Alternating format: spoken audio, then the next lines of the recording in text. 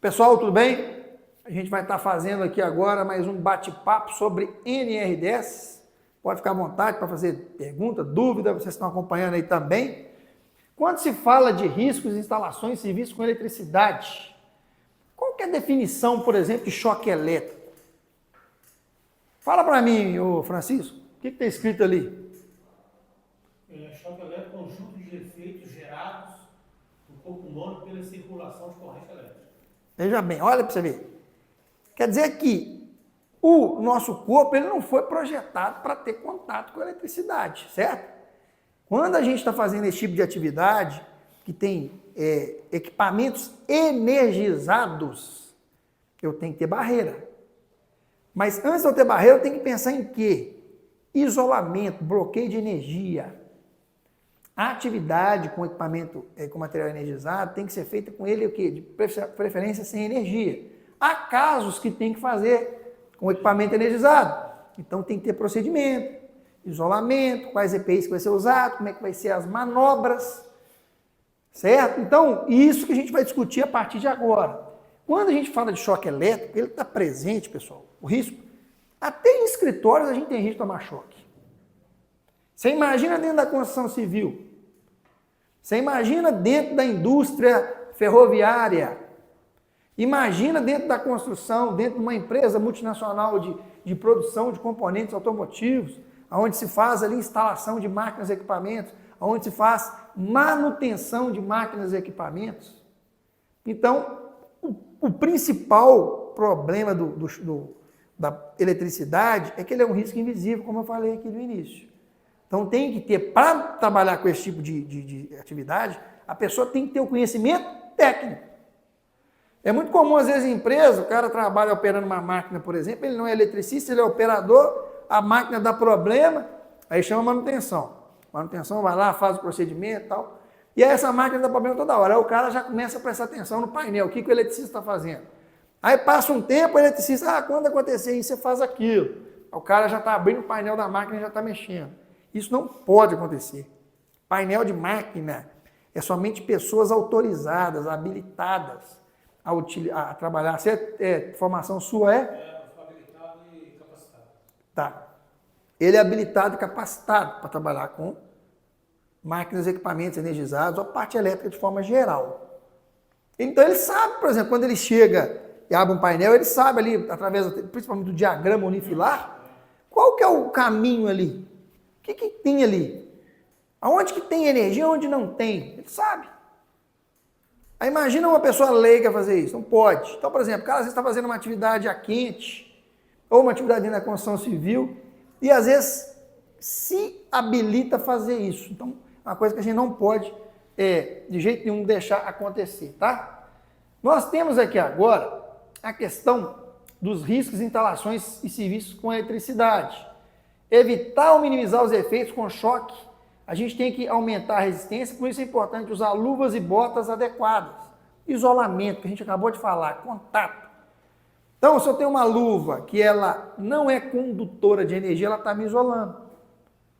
Se eu tenho uma bota, por exemplo, o eletricista pode usar a mesma bota do mecânico, que tem uma biqueira de aço na ponta? Pode. O aço é condutor de quê?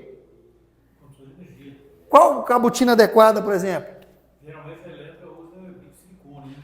Aquele composite de plástico? O pessoal de mecânica geralmente é de aço, né? Para proteção. Às vezes até é recomendado, porque manutenção e elétrica e mecânica trabalham junto. Até o próprio mecânico é orientado a usar essa bota isolada. Às vezes ele está fazendo uma atividade com o eletricista ali, pode haver esse risco, não ter essa condutibilidade no corpo. Certo? Através da bota. Ainda, gente, a gente vai estar falando dessas questões aqui que são muito importantes, que é os riscos de instalações elétricas. Então, os efeitos dependem de algum fator. Por exemplo, o percurso da corrente elétrica pelo corpo. Entrou aonde e saiu aonde? Entrou na cabeça, saiu no braço, entrou no braço, saiu no outro, saiu no pé. Certo? É uma situação que a gente tem que analisar. A intensidade da corrente. O tempo de duração, a área de contato, aonde que teve o contato, a frequência, a condição da pele de um indivíduo. Cada indivíduo tem uma diferença fisiológica de um para o outro. Isso também faz a diferença. A constituição física do indivíduo, ele é mais magro, ele é mais gordo, ele é mais alto, ele é mais baixo. E o estado de saúde também do indivíduo. Isso vai influenciar. Por isso que a gente fala, antes de acontecer o acidente, a gente consegue controlar através das medidas de controle, eu consigo controlar. Através da prevenção, eu consigo evitar o acidente. Através das medidas, bloqueio de energia, utilização dos EPIs já é um controle mais mitigatório, já aconteceu o problema. O EPI, por isso que a gente fala, o EPI é a última barreira. O EPI, gente, ele não evita acidente. O EPI é para minimizar, é mitigatório. Vou dar um exemplo para vocês. A gente tem dois tipos de controle quando se fala de segurança. O preventivo e o mitigatório. O preventivo é tudo que eu vou fazer para prevenir qualquer acidente. Então, por exemplo, quando eu falo de NR10, de risco elétrico, controle preventivo, um laudo de NR10 com as instalações, diagrama unifilar, sistema de bloqueio da empresa, matriz de bloqueio da empresa, treinamento das pessoas, tudo isso é para prevenir.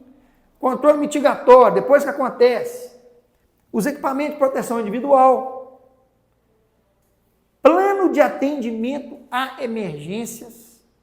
Muitas empresas fazem os controles preventivos e pensam, não vai acontecer acidente. Só que tem hora que, mesmo com os controles, um colaborador toma uma decisão errada e o acidente acontece. Aí ninguém sabe o que faz. Tem plano de emergência? Tem brigada? Como é que é o resgate? Como é que funciona? Não tem plano. Então, dentro do plano, eu vou mapear todos os riscos que eu tenho dentro da empresa. E eu mapeando esses riscos, eu sei aonde que pode ter um potencial acidente grave. Uma caixa d'água faz atividade em altura, tem atividade a quente na manutenção. Na manutenção elétrica tem risco elétrico, tem máquina aqui, têmperas, por exemplo, que são máquinas indutoras de energia, que armazenam energia, né? Depois desligada ainda fica a energia armazenada. Então são exemplos que a gente está dando aqui, porque isso aqui a gente não controla. Às vezes o cara toma um choquinho ali, não acontece nada. O outro, uma intensidade menor, o dano é maior, né? Não pode acontecer. Mesma coisa, vamos falar, precisa de uma atividade de altura, o acidente automobilístico. Você já viu aquele caso da pessoa que bate o carro a 150 por hora e o cara, às vezes, não acontece quase nada com ele? Aí o cara bate a 60 km e vem a óbito, por exemplo. Então, isso aqui é questão de sorte da pessoa, a gente não controla. É lógico que a probabilidade, se eu estou numa subestação e tomar um choque, ou tomar um choque na tomada aqui, é lógico que a probabilidade de acontecer algo é lá na subestação, né? O risco muito maior. Mas tem situações que a gente não consegue controlar. Depois que aconteceu o evento, vai depender das minhas medidas mitigatórias. Ok? Ainda falando desse tema, nós temos agora, né, os riscos de instalações e serviços, né, alguns efeitos da corrente elétrica. Eleva a temperatura dos órgãos da pessoa, rigidez dos músculos, comprometimento do coração, comprometimento da respiração, e deslocamento de músculos e órgãos internos. Certo? São alguns das consequências que acontecem quando a gente toma o choque. E aqui a gente tem a definição de risco e perigo. Alguém sabe me falar? Quem pode ler lá para mim? Com a voz alta aqui, ó. Lê. Risco. O que é risco? Vamos lá. Risco, combinação da probabilidade de ocorrência e da consequência. Gravidade de um determinado evento ocorrer. Perfeito. E o perigo? Perigo, fonte ou situação com potencial para provocar danos em termos de lesão, doença, dano à propriedade, dano ao meio ambiente ou uma combinação disso. Ou seja, o perigo é a causa, o risco é o quê? A consequência. Ó, essa imagem aqui, ó, vai mostrar para vocês. Por exemplo, aqui a gente tem o perigo que é a gasolina. A gasolina é perigo, certo? Qual que é o risco? Incêndio ou explosão. Eu posso ter no meu ambiente lá a gasolina, no posto de combustível, um perigo que tem. Tanto é que todo mundo que trabalha em posto de combustível recebe periculosidade, não recebe? É o perigo. Agora, qual que é o risco que você não quer que aconteça? Um incêndio, explosão. Aconteceu, pode matar uma pessoa, pode queimar uma pessoa. Vamos lá, atividade, a trabalho em altura. A atividade em altura é um perigo em si. O risco é o quê? A queda. A atividade SUS aí, a trabalho quente. Qual que é o perigo? Maçarico, máquina de solda, o que vai gerar? Chama, faísca, calor, vai gerar. Qual que é o risco? Incêndio, explosão também. Queimaduras das pessoas. Tem lugar que usa isso aí como regra de ouro, né? Isso que o Francisco falou é importante, regra de ouro. Como é que as empresas definem as regras de ouro? As atividades críticas. Eu posso aceitar, por exemplo, Francisco, que um cara fume numa área que tem gasolina? Eu tenho que tirar ele da área. Eu posso aceitar, por exemplo, que uma pessoa, dentro de uma empresa, acesse uma pessoa que não é da manutenção, um operador, abra um painel de uma máquina? Eu posso aceitar isso? Não. Eu posso aceitar que uma pessoa dentro da construção civil opere, por exemplo, uma grua sem habilitação? Ou até mesmo suba em altura sem treinamento? Não. Risco crítico. Toda atividade crítica que eu pego uma pessoa fazendo algo que pode comprometer a sua saúde e integridade física, eu coloco como regra de ouro, eu vou aplicar a regra de ouro nessa pessoa. E qual é o objetivo da regra de ouro? É punir a pessoa? Não, eu não quero ter acidente aqui dentro. Se eu tiver gente subindo sem cinto, vou ter acidente. Se eu tiver gente fumando num depósito de líquido inflamável, eu vou ter acidente grave. Pessoas sem habilitação mexendo na parte elétrica, eu também vou ter. Então é por isso que tem as regras de ouro, muito bem lembradas pelo Francisco. Aqui nós temos, por exemplo, a hierarquia de controle, que eu falei para vocês. Eu identifiquei um risco. Primeiro passo, eliminação. Por exemplo, a atividade a quente é uma atividade de risco. Então, por exemplo, se eu estou soldando, cortando, pode acontecer a qualquer momento. A primeira pergunta que tem na ATQ, que é a autorização de trabalho a quente, essa atividade pode ser realizada se não for a quente, de outra forma? Tem como realizar de outra forma? Tem. Então já elimina, não vai fazer, acabou. Acabou a conversa. Não tem. Tem como substituir? Ou seja, às vezes eu vou utilizar um maçarico, às vezes eu posso usar um equipamento que é menos agressivo que o maçarico naquela situação. E aí? Às vezes, por exemplo, tem uns parafusos lá, eu vou cortar com o maçarico, mas se for com a lixadeira o risco é menor. É substituição da atividade. Ou às vezes eu vou controlar, né, com medidas físicas, né? Não tem como eu fazer, eu tenho que fazer com maçarico mesmo. Eu vou colocar biombo, proteção, vou colocar barreiras, medidas de controle, certo? Sinalização, identificar o ambiente, isolar a área, sinalizar para as pessoas, principalmente que não podem acessar aquele local, para elas não entrar. E o EPI, que é a última barreira que nós falamos. Não querendo demonizar o EPI, ele é importante, é fundamental, mas às vezes a gente tem uma falsa sensação de segurança. Eu falei de medidas de controle preventivo e mitigatório, né? Vocês acham que o cinto de segurança do carro, ele é preventivo ou ele é mitigatório? Preventivo? Todo mundo acha que é preventivo? Você acha que é o quê? Preventivo? Você? Preventivo é aquilo que evita o acidente. Mitigatório é aquilo que minimiza o acidente. Você acha que é mitigatório? Senhor? Preventivo, senhor? Preventivo? Então, 2, 4, 6. Está 4-2. 4 pessoas acham que é preventivo e 2 acham que é mitigatório. A minoria acertou. Por que ele é mitigatório? O cinto de segurança, se eu pegar e beber, encher a cara e dirigir, ele vai evitar que eu bata o carro? Não vai evitar. Ele pode evitar que eu seja o quê? Projetado para fora do carro. Não é isso a função dele principal? Então ele é um controle mitigatório, ele vai minimizar. Se eu for lançado para fora do carro, né, a chance de eu machucar é maior, né, de ter mais danos. Agora, se eu ficar preso ali, posso ter problema também, mas como não foi lançado, dependendo, eu consigo me salvar. Então ele é um controle mitigatório. Então, na maioria, os EPIs, eles são equipamentos de proteção individual e eles são mitigatórios. Por exemplo, eu estou com o capacete aqui, ó, caiu uma chave de fenda. Ele evitou a chave de fenda cair lá de cima? Não, ele vai minimizar. O óculos, mesma coisa, projeção de partícula, evitou que a projeção fosse lançada? Não, uma barreira que protegeu. Ah, ruído, por exemplo, protetor aditivo, ele elimina o ruído lá na fonte? Não, ele vai minimizar, vai diminuir os decibéis que eu vou escutar. Ok? Então, essa é a hierarquia de controle.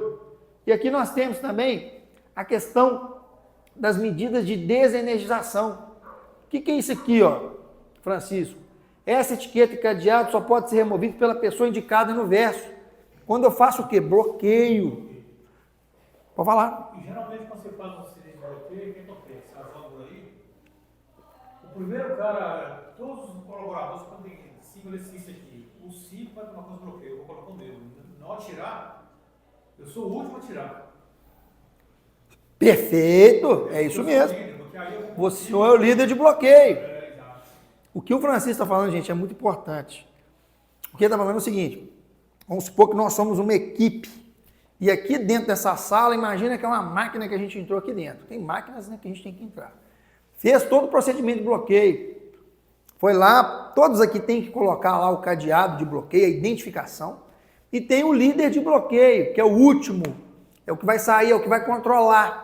Ele tem que garantir que todo mundo saiu e ele vai retirar o cadeado, né, da caixinha ali que é colocado. Isso é para garantir o quê, gente? Vocês imaginam que vai trabalhar eu e o Adrien aqui, nós dois. Aí eu vou lá, estou trabalhando, está bloqueada a parte elétrica, a parte hidráulica, porque bloqueio não é só a parte elétrica. Hidráulica, pneumática, hidráulica, pneumática, e tem outras fontes de energia que a gente pode bloquear dependendo da empresa, mas as principais são elétrica, hidráulica e pneumática, tá? Então eu estou dentro de uma máquina, aí o Adrian vai e sai, só está o cadeado dele lá fora. Ele tira o cadeado, chega alguém lá e liga a máquina com aqui dentro. Já aconteceu muitas fatalidades desse jeito. E às vezes o bloqueio é dentro de ambiente confinado, onde você tem fluidos que passam dentro daquele ambiente confinado, grãos que passam dentro daquele ambiente confinado. Você liga, a pessoa está lá dentro. Então acontece o acidente. Então, quando se fala dessa identificação aqui, ó, ela é fundamental, mas não só a identificação, o bloqueio físico também é obrigatório. Então, a gente tem alguns exemplos, ó. Perigo de morte, alta tensão, subestações, né? A pessoa que acessa a subestação, quem vai trabalhar com NR10, faz o curso de 40 horas básico e tem que, às vezes, dependendo da situação, tem que fazer o curso CEP, né? Que é o Sistema Elétrico de Potência, para acessar esses ambientes. Subestação de empresas, por exemplo, elas são fechadas. A pessoa tem que ter uma autorização formal, treinamento, exames ali, para estar acessando esses locais.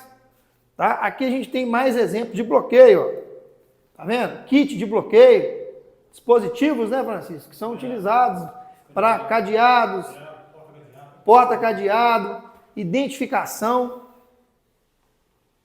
É uma coisa, quando não tem bloqueio, você está na sua casa, você vai trocar o chuveiro, vou dar um exemplo. Aí você foi lá e desligou a chave geral. Aí você está trocando o chuveiro lá e sua mulher vai lá e liga a chave geral, você vai tomar choque. O bloqueio, resumidamente, é isso. O que seria certo eu fazer na minha casa? Eu vou lá com o cadeado, tranco lá a chave, desligo, tranco a chave geral, estou com o cadeado aqui, vou lá trocar o chuveiro, troco o chuveiro, e depois vou lá, tiro o cadeado e pronto. É um exemplo simples. Mas na maioria das vezes o que a gente faz? Você vai lá, você está trocando, liga para mim, desliga para mim. Às vezes, uma hora dessa, pode ter uma confusão. É para desligar, ligou, ou vice-versa. Quem nunca tomou um choque aqui no chuveiro, trocando chuveiro? Quebrei teu boxe. Então. Você tomou choque? Você Trocou? tomou choque? Sem desligar. Você foi fazer sem desligar? Direto fazia isso. Soltava lá, ó. Hoje tem os terminais, né? Antigamente você corta o fio ainda. Aí não tem costume. Aí já era. Ainda bem que foi 110. 200. Eu também precisa subir na ferrovia também, é bom. Muito. Então vamos lá, vamos dar sequência aqui. Aqui nós temos a questão da a situação do equipamento de proteção coletiva. O EPC é tudo que vai proteger o coletivo. E dentro da NR10, dentro da parte elétrica, é muito importante. Essas proteções, isolamento, barreiras, por exemplo, tudo que é proteção coletiva. A gente tem alguns exemplos, ó. O operador, né, a banqueta isolante, né, que o pessoal utiliza, ela não é condutora de energia, então ela isola. Aqui a gente tem exemplo dos manta isolante, que é muito usado, né, dependendo da atividade. E isso é importante. Como que eu vou saber que eu tenho que ter manta isolante, banqueta?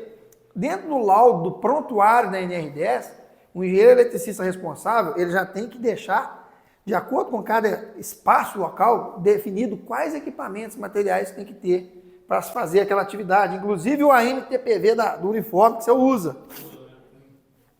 O tapete isolante, por exemplo, tem máquinas indutoras, né, as têmperas. Eu já trabalhei numa empresa multinacional do ramo automotivo aqui em Lavras, que ela é uma indutora, uma máquina indutora, e ela, quando o pessoal tirava a energia dela, bloqueava, ela ainda ficava cerca de 30 minutos com a energia armazenada no painel. Então, além de ter que aguardar 30 minutos para abrir o painel, tinha que se colocar o tapete para fazer o tapete isolante para estar fazendo a atividade, certo? Então, são alguns exemplos específicos, né? O cone, que é muito utilizado também para isolamento, né? Para sinalizar. Aqui um modelo de aterramento. É importante o aterramento, né? Principalmente locais que tem máquinas e equipamentos, você tem que ter o aterramento ali da estrutura metálica. O aterramento da máquina de solda, por exemplo, tem que ser feito, certo? Então, são situações... Qual que é o objetivo do aterramento, Francisco? Aí proteger o quilômetro, né? Vai descarregar para a terra, não é isso? Justamente. Tem uma haste batida aí, E poço aí. de tempos em tempos eu tenho que medir a eficiência desse aterramento, né? Justamente, para ver se está aterrando, né? Todo esse conjunto de aterramento se forma um sistema SPDA que fala. Sistema de proteção de descarga atmosférica. E é muito importante esse sistema, porque ele vai proteger de raios, né? E vai ter direcionamento para carro, né? Esses galpões, tudo é circulado de Paraguai. Sim. Né? E aí desce o cabo lá e faz a escala e eles... Perfeito, muito bom. Aqui nós temos agora o equipamento de proteção individual. Já falamos bastante que ele é a última barreira. A gente vai ver alguns exemplos de EPI, por exemplo, para a parte elétrica. Ó. Luva isolante. Além dessas luvas, né, dependendo do tipo de luva, né, tem que ter o teste de isolamento dela, para ver se ele está sendo efetivo. É diferente uma luva que eu forneço para um pedreiro, para um mecânico, para um operador. Essa aqui, ó, a gente não consegue enxergar, às vezes, se ela está isolando. Então, se ela tiver qualquer furo ali, qualquer tipo de problema, eu tenho que descartar, tá? Aqui nós temos também a bota isolante, dependendo da atividade, né? Protege aí do contato com materiais energizados. Tem que fazer a inspeção dela também. Óculos de segurança também, que é muito usado dentro da parte elétrica e também de outras atividades.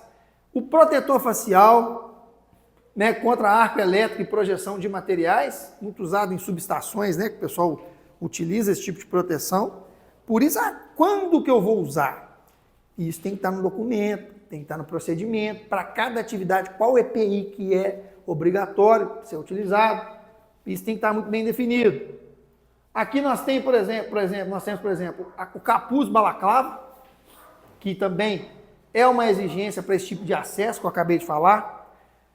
Nós temos também o capuz carrasco, o blusão anti-arco elétrico, ou seja, ele é anti-chama, retardante de chama, assim como o eletricista usa. Quem trabalha com solda, com corte, trabalha quente, tem que ter um blusão anti-chama, certo? Aquele que vai bater a fagulha ali, ele vai retardar aquela chama, certo? Que é muito importante, diferente que essa proteção aqui é ainda contra arco elétrico e retardante a chama. O avental, por exemplo, é só retardante a chama, né? Para arco ele não segura nada não, ok? O protetor aditivo, importante, tá, gente? Às vezes vocês estão fazendo atividade, toda atividade aqui tem hora que vocês não têm exposição a ruído. Você está trabalhando com solda, né? E tudo, às vezes tem uma máquina ali próximo àquela atividade. As atividades de vocês fazem, tá quente. Alguém vai estar com a máquina, vai estar com a esmerilhadeira. Às vezes vocês vão estar fazendo atividade que não tem ruído, certo? Aí vocês não usam o abafador, mas vocês têm um abafador lá disponível. Às vezes, mesmo não tendo ruído, vocês estão tão acostumados que vocês vão ficar com ele o tempo todo. Mas, às vezes a pessoa trabalha, às vezes liga uma lixadeira, ou até mesmo dentro da construção civil uma betoneira, e o cara está sem protetor.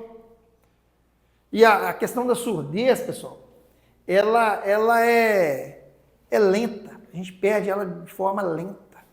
Se eu ficar exposto, por exemplo, a 85 decibéis durante 8 horas, eu vou ter perda auditiva.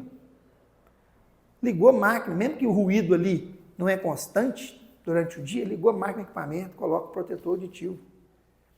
Aí, às vezes, o cara coloca na hora que passa o técnico de segurança. O técnico de segurança vem e o cara coloca, não é isso?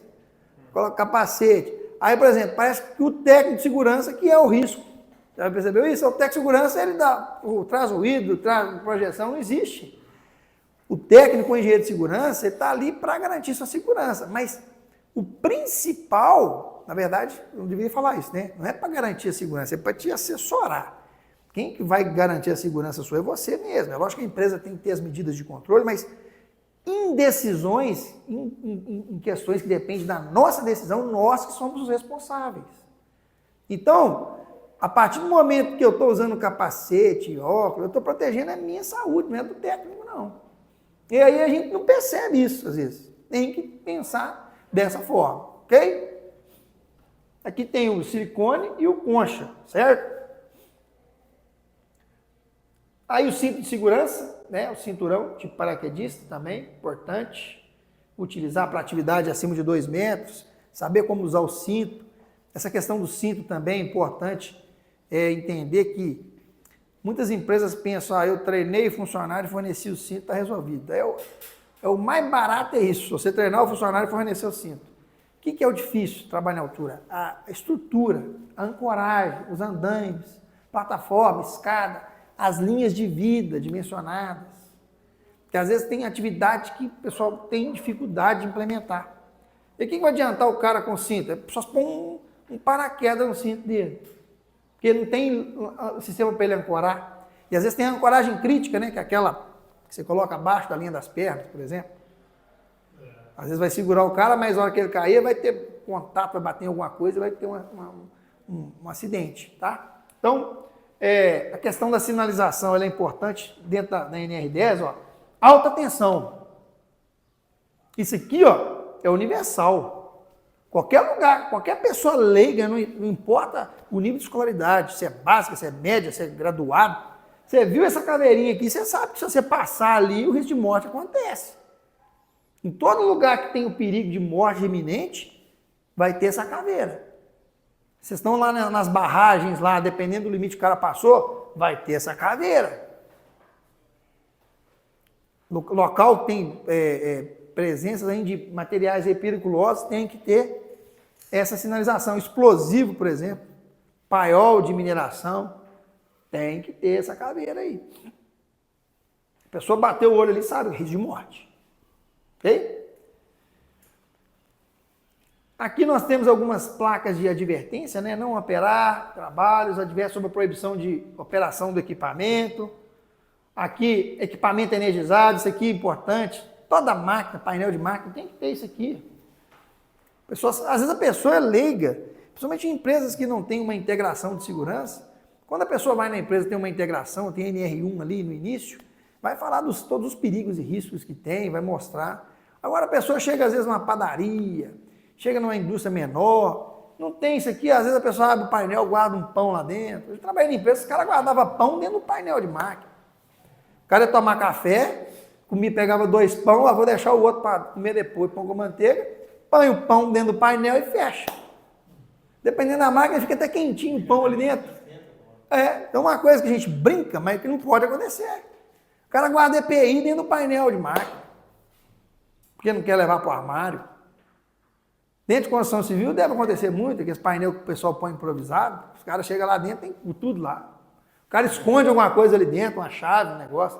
Então, não pode acontecer. Ó, equipamento energizado. Dentro do painel é só a estrutura dele. Só os acessórios que tem que ter nele e, no máximo, o diagrama unifilar que tem que estar ali dentro.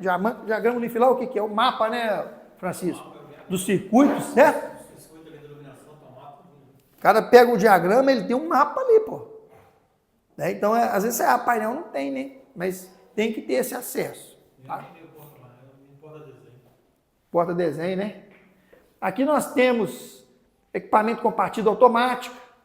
Por exemplo, correia transportadora, já viu? Para, e ela automaticamente, o cara está passando na passarela, ela começa de uma vez. Equipamento com partida automática. Sensores, robôs dentro de empresas, de indústria. É lógico que tem que ter todo o sistema de isolamento, de cortina, né? De acessórios de segurança para garantir o acesso. Aqui nós temos perigo, não fume, desliga o celular, né? Proibido fumar, fazer fogo, desligar o celular. Posto de gasolina, por exemplo, não pode. Locais com líquidos inflamáveis, não pode. Locais, por exemplo, de espaço confinado, que vai gerar ali uma atmosfera explosiva. Os equipamentos elétricos têm que ser o quê? Intrínsecos, seguros, lanterna, que eu vou usar anti-explosivo, certo? Nós temos aqui também os EPIs, né? Placa mostrando quais EPIs que eu tenho que usar dentro daquela área, dentro daquele ambiente. Isso é fundamental, principalmente para visitante. O cara chega ali, já consegue ver. A empresa que investe em sinalização, ela muda a cultura. Às vezes tem muitos procedimentos, treinamentos, mas você chega na empresa, não é sinalizado. A sinalização de segurança, ela mostra que tem a cultura. Você chega num ambiente ali que você tem que usar capacete, por exemplo, você sabe que tem que usar. Às vezes você vai passar sem usar o capacete. Mas você chegou, você já viu uma placa, já vai te lembrar, às vezes. Você está ali distraído, você lembra que tem que pôr o capacete. Então, apenas um exemplo básico. Ou máscara respiratória também. Enfim.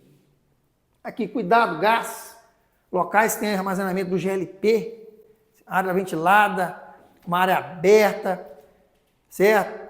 Parte elétrica também intrínseca. Se tiver vazamento de gás, se acender uma luz ali, né, pode acontecer um acidente grave. Dentro de casa, por exemplo, a gente chega e esqueceu o gás ligado, qual que é o procedimento? Abrir as janelas, as portas, fechar o registro, não acender nada, porque aquele gás pode estar confinado ali, uma centelha ali pode causar o quê? Uma explosão dentro da nossa própria casa. Aqui nós temos, né? Após o desligamento, espere 30 minutos para fazer o aterramento e iniciar o serviço. Então, são orientações, igual eu falei da máquina lá, que tem que esperar 30 minutos para abrir o painel depois que você desliga ela, porque ela armazena energia. São informações que tem que ter ali bem claras para as pessoas, né, estarem fazendo aí as suas atividades. Aqui alta tensão, a gente já mostrou. Não suba na mureta, risco de acidente. São algumas placas de sinalização que ajudam bastante quando se fala em qualquer tipo de risco, não só o elétrico, como a quente, como construção civil. Certo? Então, o objetivo nosso foi passar essas informações de riscos elétricos para vocês. Tá? Isso é comum no nosso dia a dia, algumas pessoas têm mais exposição, outras têm menos, mas é fundamental entender que é um risco invisível. Se não tem habilitação, né, não vai mexer, tem que entender, respeitar as sinalizações. As análises de risco para fazer tipo de atividade, procedimentos, treinamentos são fundamentais. Ok? Dúvidas, perguntas, alguma complementação do que eu falei, que às vezes eu estou falando aqui e vocês não tiveram oportunidade, pode ficar à vontade. Tranquilo?